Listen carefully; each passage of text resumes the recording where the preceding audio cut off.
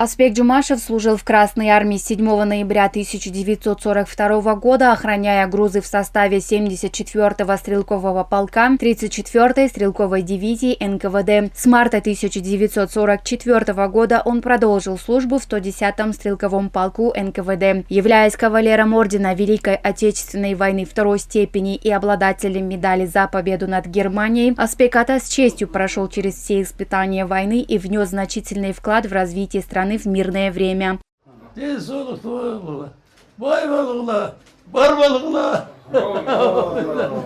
Сейчас Аспеку Ата 101 год. Они с супругой Эсенбүбү Апа воспитали 8 детей, имеют 21 внука, 22 правнука и правнучку. В преддверии великой даты министр труда Равшанбек Сабиров навестил ветеранов ВОВ. В честь 80-й годовщины Аспек Ата получил единовременные выплаты: 100 тысяч сомов от президента Садыра Джапарова, 20 тысяч сомов от Минтруда и 20 тысяч сомов из республиканского бюджета.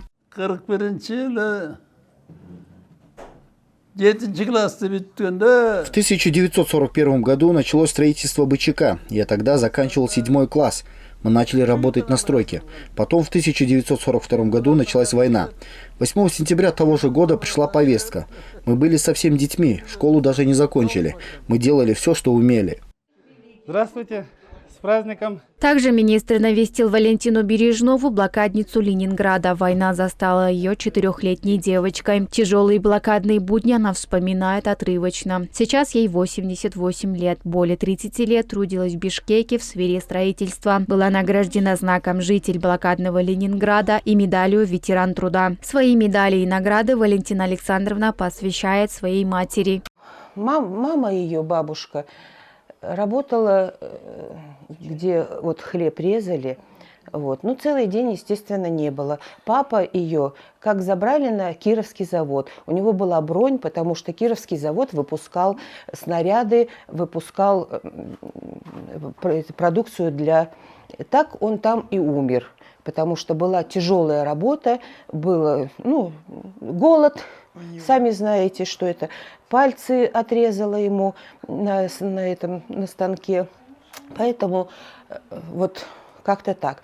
Потом, в 1943 году детей только эвакуировали. Наша бабушка осталась там, но в конце концов бабушка все равно их нашла. И они в Башкирии жили вместе с детьми.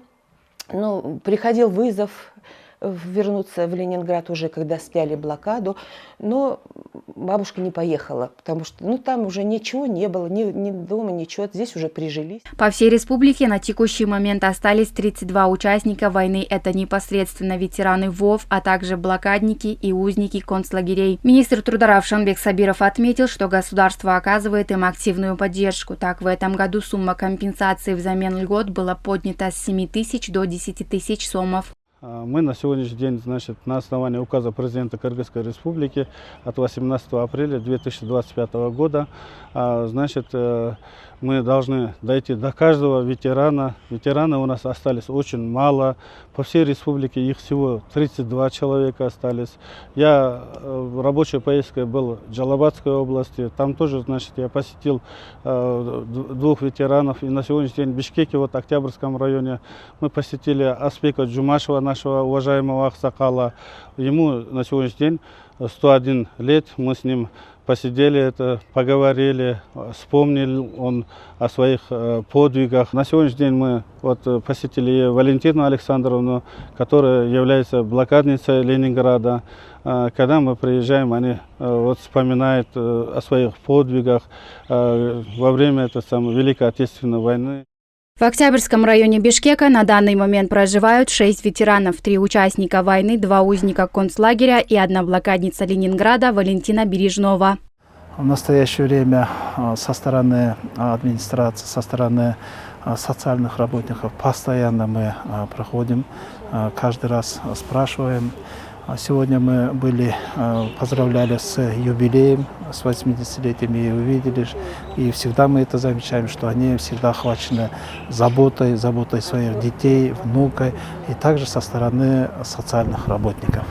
Жизненные пути ветеранов Великой Отечественной войны – это не просто истории, а символ духа и бесконечной преданности своей родине. Ветераны навсегда останутся для своих потомков героями, и именно они будут вдохновлять молодежь учиться тому, как нужно оберегать свою родину и всегда быть готовыми защищать ее.